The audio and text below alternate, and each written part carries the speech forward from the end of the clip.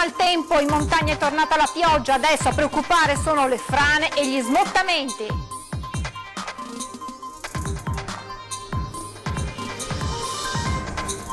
Non dimenticate la montagna, l'appello del governatore Zaia ai Veneti affinché aiutino il bellunese promuovendo il turismo, solo così dice si potrà ripartire già dal ponte dell'8 dicembre. Intanto il vicepresidente del Consiglio regionale Giorgetti manda un invito ai comuni, inviate nel bellunese uomini e mezzi e dai sindaci arrivano le prime disponibilità di intervenire. La pioggia ha fatto letteralmente crollare e affondare lo storico ponte di barche che collega Jesolo ad Eraclea. I residenti abbiamo sentito un forte boato. Fine settimana di violenza a Padova con 3 diversi accoltellamenti nel giro di poche ore, le vittime sono tutti extracomunitari. Sono stati ritrovati sani e salvi 2 anziani coniugi scomparsi ieri sera in una zona collinare di Valdobbiadene, ne stanno bene, avevano trovato rifugio in un capanno. Presentata a Treviso la Supercoppa Italiana 2018 di volley femminile, al Palaverde incontro tra Imoco Conegliano e Igor Novare, presidente della Lega dona Zaia fondi per le popolazioni colpite dal maltempo.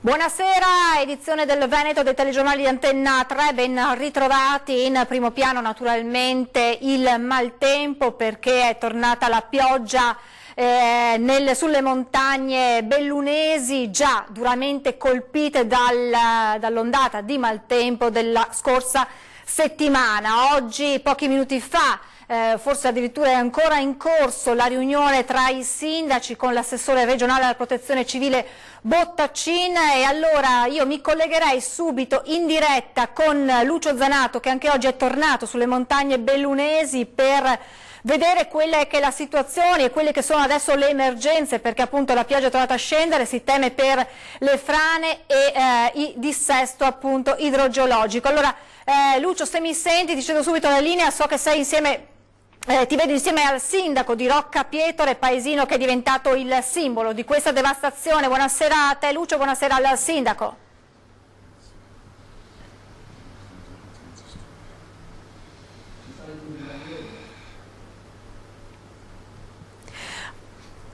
Ormai sei diventato un esperto. Allora diamo il tempo a Lucio Zanato di collegarsi per aggiornarci appunto su quella che è la situazione. Abbiamo detto la pioggia è tornata a scendere, a preoccupare adesso sono le frane, gli smottamenti, sono osservati speciali. Intanto il sindaco di Rocca Pietore fa un invito, fa un appello e allora lo sentiamo subito. Ecco, ripristinato il collegamento. Lucio, buonasera a te, buonasera al sindaco, a voi la linea. Grazie Francesca, grazie ai telespettatori di Antenna 3, sono con il sindaco di Rocca Pietore, siamo all'esterno della riunione dei sindaci, cosa sta succedendo e soprattutto quali sono le prospettive? Intanto sono ad Agordo, mi sembra di essere in pianura rispetto alla confusione che c'è su a Rocca in questo momento, la cosa non mi rallegra molto. Noi abbiamo la cosa concreta, abbiamo appena aperto un IBAN che magari se mi aiutate a diffondere mi fareste anche un favore, perché noi dobbiamo ricostruire quel territorio come era prima, bello, e renderlo attrattivo per far tornare i turisti esattamente come facevano prima, magari anche meglio. Abbiamo portato il Presidente della Camera di Commercio di Belluno e Treviso a vedere gli impianti su Amaga Ciapela, è rimasto con la bocca aperta. Abbiamo le piste che sono completamente distrutte, abbiamo le piste da sci invase da frane, smottamenti e ghiaia dappertutto. Credo sia un'operazione dura rimettere in sesto tutto quanto, questo dobbiamo fare ed è una prova di coraggio, lo hanno fatto i friulani nel 76, i veneti non sono diversi, sono sicuro che anche a Rocca Pietore sappiamo rialzare la testa in maniera egregia. Intanto però sta piovendo. È questo il fatto, se ci lasciasse un attimo di tregua e con temperature discrete anche da noi, dà modo anche a questi volontari, a questi militari, a questi vigili del fuoco, al soccorso alpino, alla Guardia di Finanza, a tutti quelli che sono venuti a darci una mano, ai volontari di Rocca Pietore, di lavorare un po' in santa pace, perché continuano a lavorare fradici ed è bruttissimo vedere questo. Dopodiché arriva il freddo e se ghiaccia? dopo arriva il freddo, spero che la neve attenda un attimino, io gliela auguro a chi ne ha bisogno, ma quest'anno noi direi che per il momento se ci lascia stare è meglio, perciò vediamo cosa fa il meteo nei prossimi giorni. Ecco, diciamo invece i lati positivi, le strade sono tutte aperte, c'è stata una normalità, e l'acquedotto? Noi abbiamo fatto un miracolo con la viabilità, anche con l'aiuto dei vigili del fuoco e dei volontari che ho detto prima, un grande miracolo, tutte le frazioni sono raggiungibili, ho 27 villaggi nel comune di Roccapietore e tutti hanno la loro viabilità.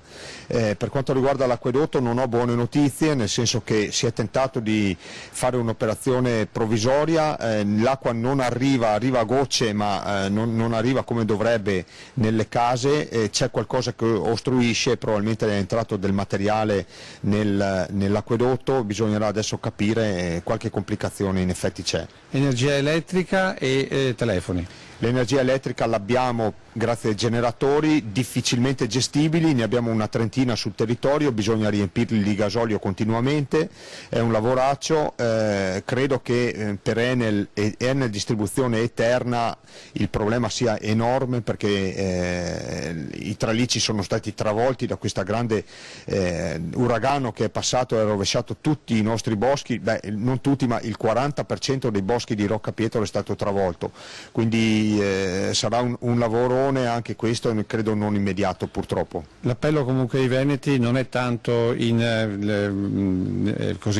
alimentari o vestiario o quant'altro, quanto invece in solidarietà anche concreta con il conto corrente. Ma sì, di aiuti ne abbiamo avuti tanti in questi giorni, non deve passare il messaggio che abbiamo bisogno di derrate alimentari o di acqua, basta ordinarla al supermercato e abbiamo tutto, abbiamo anche la Coop che ha riaperto, insomma, si sta riprendendo una vita normale, siamo raggiungibili anche dalle forniture, quindi a me che preoccupa è il futuro e vedere un territorio turistico completamente devastato, questo è il problema, perciò un aiuto economico è la miglior cosa da fare. E venire a fare le vacanze da voi. Francesca, se hai domande? Grazie Lucio, grazie al sindaco di Roccapietore. Prima è stato nominato proprio la strada, è stata nominata Malga Ciappella, ebbene ieri i nostri inviati Lucio Zanato e Daniele Seziano hanno proprio percorso quei luoghi, ecco quello che hanno trovato intorno a loro. Abbiamo lasciato sotto Gude, siamo sulla strada che porta agli impianti sciistici, guardate che desolazione, cioè questa strada, guardate, alberi da una parte, detriti, fango, cumuli di fango, una strada che è assolutamente quasi impraticabile. Lungo la strada abbiamo incontrato dei geologi della regione che stavano effettuando alcuni sopralluoghi. Stiamo ancora facendo le nostre valutazioni e qui sicuramente ci sono state delle colate detritiche importanti che hanno riguardato tutta questa strada e che vanno a finire nei pressi dell'abitato di Sottoguda, mi pare. E adesso parleremo direttamente con il sindaco che ha chiesto supporto e ci ha mandato qui. Sicuramente ci sono ancora delle masse detritiche importanti che vanno mobilizzate e c'è l'occlusione un po' di questo torrente, quindi dobbiamo fare un po' il punto della situazione. Sale la preoccupazione per il peggiorare delle condizioni meteo. Mi preoccupa abbastanza sicuramente un possibile peggioramento del meteo per delle zone che già hanno sofferto, diciamo, abbastanza da questo punto di vista e quindi già la situazione è pesante. Lo potete constatare voi stessi. Con la macchina siamo riusciti a raggiungere Malga Ciappella, la situazione qui è ancora in piena emergenza, acqua, fango e detriti, si scava, si puliscono le strade e le abitazioni, molte le squadre dei vigili del fuoco e della protezione civile e numerosi volontari arrivati da tutte le province per dare una mano, una situazione ancora molto complicata come ci spiegano. Complicata e penso che devono fare in fretta per pulire, anche perché siamo in montagna, quindi le condizioni potrebbero cambiare, se gela tutto quello che è davanti complica sicuramente tutta questa melma qua. Siamo qua da Padova perché siamo sempre qui in montagna, quindi siamo venuti a dare una mano a tutti gli amici. effetto vi ha fatto vedere una devastazione del genere? È una zona disastrata che ha subito un grosso colpo, però ci si rialza e si va avanti. Sei venuto qui per dare una mano? Sì, perché insomma in paese siamo riusciti a risolvere il grosso delle complicazioni, delle problematiche, quindi poi alla volta siamo spostati verso le zone più isolate, che sono rimaste più isolate insomma, in questi giorni, per dare una mano. Insomma, c'era una bella squadra qui oggi, anche sia gente del posto e tanta gente anche da fuori che sono venuti. Veramente tanta solidarietà abbiamo ricevuto, quindi grazie davvero a tutte. Mio papà è il titolare dell'albergo. Tu quanti anni hai? 18. Che effetto ti fa vedere questa cosa? È un colpo al cuore, proprio ti fa venire tanta tristezza, tanto dolore, però vabbè, vedere anche tutta questa gente che aiuta è molto rassicurante. Vi lasciamo a queste immagini che parlano da sole. Non dimenticate la montagna, l'appello del governatore Zaia ai veneti affinché aiutino il bellunese, partendo da una delle sue risorse principali, il turismo. Oltre 100.000 ettari di bosco rasi al suolo, ponti distrutti, un centinaio di strade non percorribili. La montagna veneta è in ginocchio, ma questo non significa che non sia in grado di ripartire in tempi rapidi con quell'eccellenza invidiata in tutto il mondo che sono le nostre piste da sci. Il presidente della regione Veneto Zaia non si stanca di ripeterlo. Non siamo abituati alla pianista noi l'8 dicembre abbiamo tutte le piste aperte. E così, mentre la macchina della solidarietà si è messa in moto con il conto corrente della regione, l'SMS e le donazioni come quella di 10.000 euro della Lega Pallavolo Serie A femminile, in queste ore drammatiche il governatore Zaia ricorda come l'importante sia non dimenticare la montagna veneta ed il modo più efficace per aiutarla è non smettere di frequentarla, programmando, non appena le strade saranno riaperte, una gita e soprattutto le vacanze invernali a partire dal Ponte dell'Immacolata. Le piste saranno tutte aperte, tutte fruibili, e quindi sto parlando di comprensori come Arabba, sto parlando di Margaciapella, di Marmolada, di Civetta, del Cadore, di Padova nel Comelico e così via. Aiutare la montagna dunque incentivando la voce più importante dell'economia delle vallate bellunesi, il turismo. Il lavoro da fare è molto, 1 miliardo di euro i danni, servono moltissime risorse, ma gli imprenditori veneti non sono certo gente che si arrende, stanno lavorando alacremente per offrire l'ospitalità di sempre. Andare in montagna quest'inverno sarà un modo per dare loro una mano ed il Veneto si sta già rimboccando le maniche. A noi interessa in questa fase avere subito l'ordinanza di protezione civile che ci dia mano libera. Pensate che quei 100.000 ettari di bosco, se arriva la neve, diventeranno 100.000 ettari di rifiuti, perché andare a recuperarli in primavera, a maggio piuttosto che a giugno, quando la montagna sarà ancora praticabile, è un guaio perché non saranno molto probabilmente più valorizzabili come legname o come legname da trasformare. Dopo l'emergenza bisogna investire fondi contro il dissesto idrogeologico, l'ha detto il ministro Toninelli questa mattina in visita a Santo Stefano di Cadore. Dopo il ministro dell'interno Salvini e il sottosegretario all'agricoltura Gava, stamane un altro rappresentante del governo è andato in sopralluogo tra i territori colpiti dal maltempo. Il ministro delle infrastrutture Danilo Toninelli è arrivato a Santo Stefano di Cadore per fare il punto della situazione sugli interventi necessari a ripristinare la rete infrastrutturale danneggiata dal maltempo. Con lui il parlamentare pentastellato D'Inca.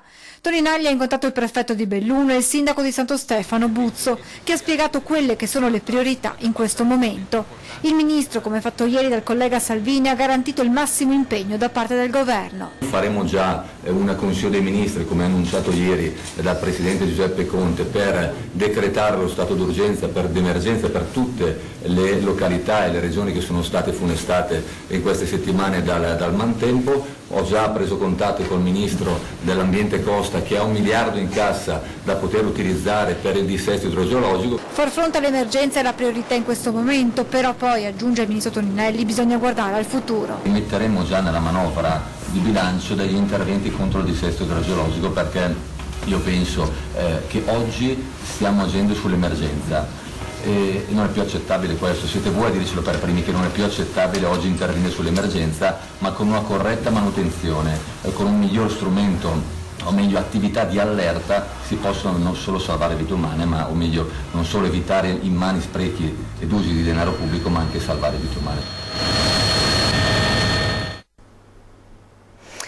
Intanto Intanto nel Trevigiano, nelle abitazioni delle aree golenali al Piave, si continua a lavorare per togliere il fango che ha distrutto abitazioni. Il prefetto di Treviso fa un bilancio dei danni nella Marca trevigiana. Intanto proprio dalla provincia di Treviso i sindaci sono pronti a partire e a mandare volontari per dare una mano alla vicina provincia di Belluno.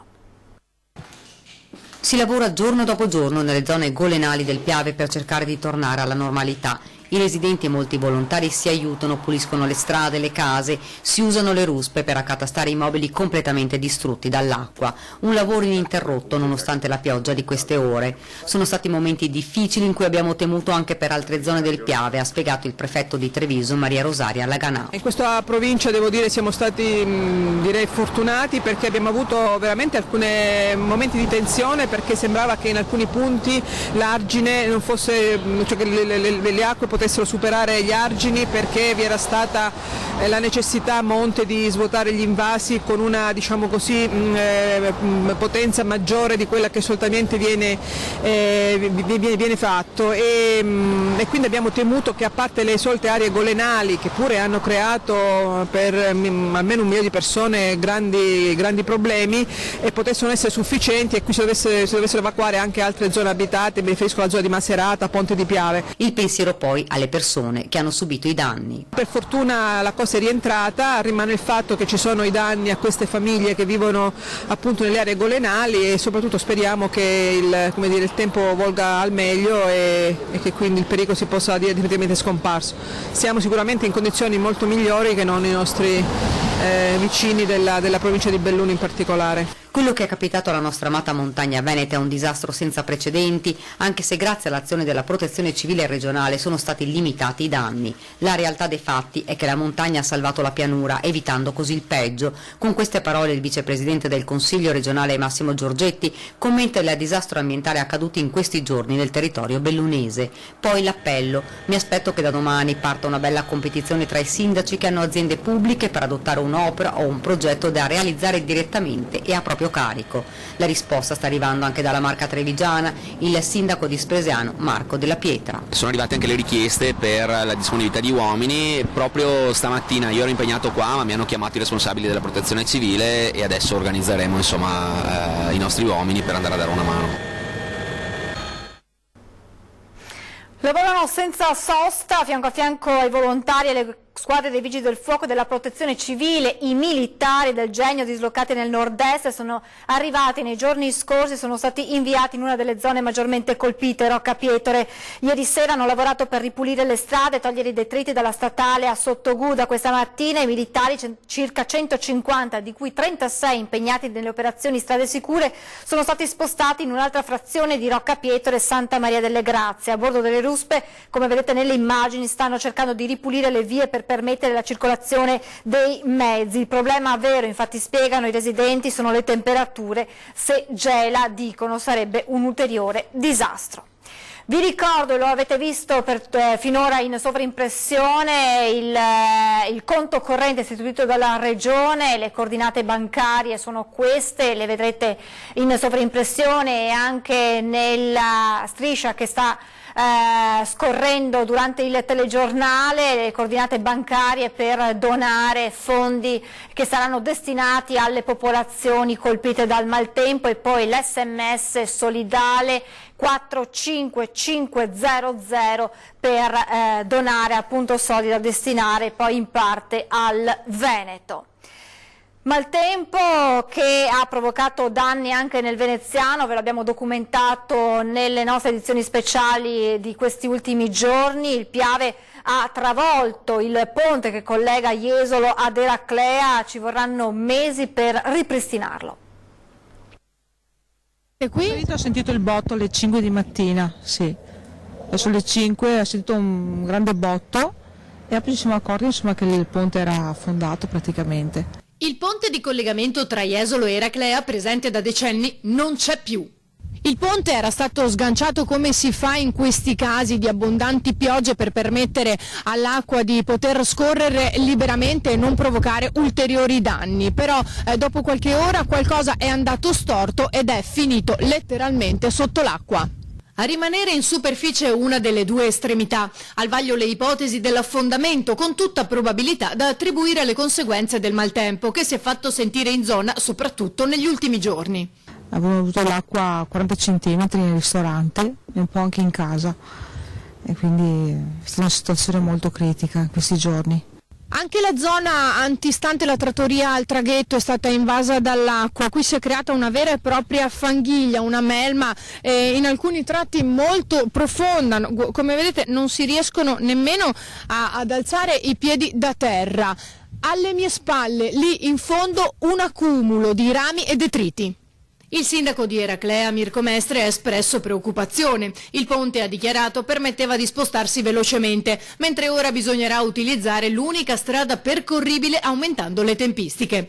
L'amministrazione è vicina ai proprietari che si attiveranno per il ripristino, ma potrebbero volerci anche 3 mesi. Intanto il sindaco di Jesolo, Valerio Zoggia, ha reso noto che il comune stanzierà un contributo di 10.000 euro per aiutare il bellunese, che sarà versato sul conto corrente aperto dalla Regione Veneto. Inoltre destinerà una parte del ricavato, che verrà raccolto in occasione dell'edizione 2018 di Jesolo Send Nativity. Ci fermiamo per pochi istanti di pubblicità, tra poco.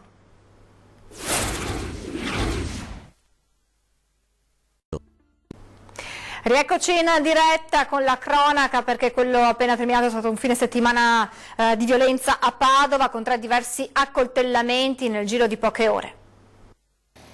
Un'esplosione di violenza ha colpito Padova nel fine settimana, 3 accoltellamenti, 3 feriti, tutti stranieri, di cui uno in condizioni molto serie, nel giro di meno di 24 ore.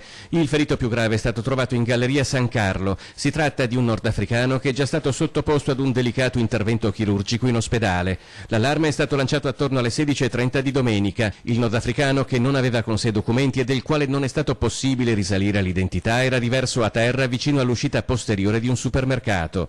L'uomo, preso subito in cura dal personale del 118, presentava diverse ferite d'arma da taglio, una anche all'altezza della gola, e ricoverato in prognosi riservata. Le indagini della polizia si concentrano nel mondo dello spaccio di stupefacenti. Non ci sono testimoni dell'accoltellamento, ma alcune telecamere di videosorveglianza presenti in zona potrebbero avere ripreso l'aggressione o, se non altro, i suoi autori. Conseguenze meno gravi per gli altri 2 accoltellamenti. Il primo è avvenuto a Mortise sabato sera. La vittima è un tunisino sul quale pende un'ordinanza di reclusione in carcere per reati di droga. L'uomo ha raccontato di essere stato aggredito da un gruppo composto da 3 connazionali, senza però fornire spiegazioni sul movente. La prognosi delle ferite, inferti ad un braccio e ad una gamba, è di poco più di 3 settimane. Meno di 24 ore dopo, in piazza Mazzini, un altro accoltellamento, quasi contemporaneamente a quello di Galleria San Carlo. Anche in questo secondo caso la vittima, sempre di origine nordafricana, accoltellata alla schiena, non ha riportato ferite gravi. Gli autori dell'agguato sarebbero altri stranieri che lo hanno anche rapinato. Su queste 2 aggressioni indagano i carabinieri. Sono stati ritrovati sani e salvi 2 anziani coniugi di cui non si avevano più notizie, da ieri scomparsi a Valdobbiadene. I miei sono stati trovati, tutto bene, ringrazio comunque tutti quanti per la collaborazione dal primo all'ultimo, tutti quelli che sono riusciti a prodigarsi per la mia famiglia. Grazie. Sorride commossa la figlia Susi, ringrazia i soccorritori e tira finalmente un sospiro di sollievo dopo quasi 24 ore di angoscia per la sorte dei suoi genitori, dispersi da ieri pomeriggio sulle colline tra Valdobbiadene e Cison di Valmarino. Eugenio Pagotto, 81 anni, e sua moglie Luigina, 78, erano andati ieri pomeriggio a fare un giro in auto sulle colline trevigiane. Poi, forse traditi dall'imbrunire, rientrando verso casa, Vittorio Veneto, si sono persi imboccando una stradina sterrata.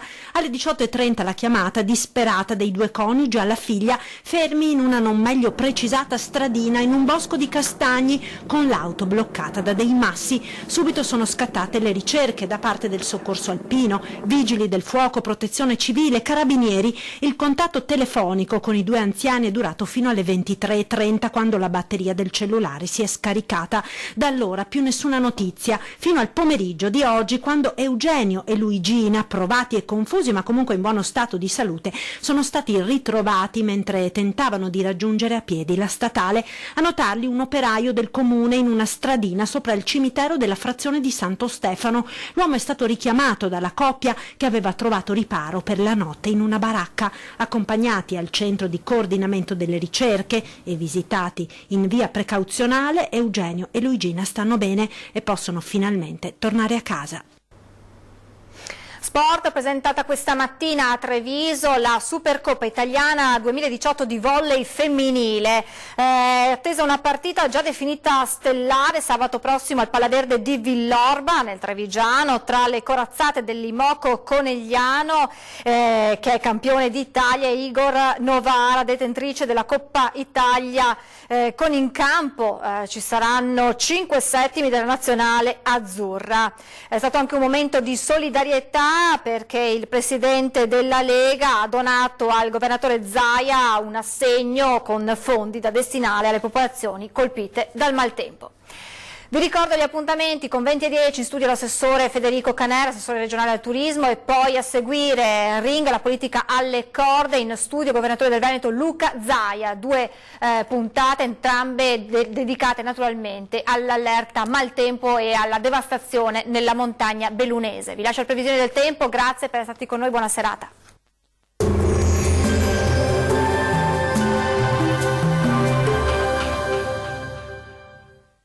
Ben ritrovati al meteo. Prosegue un tempo molto instabile sulle nostre regioni, ma vediamo il dettaglio di martedì 6 novembre.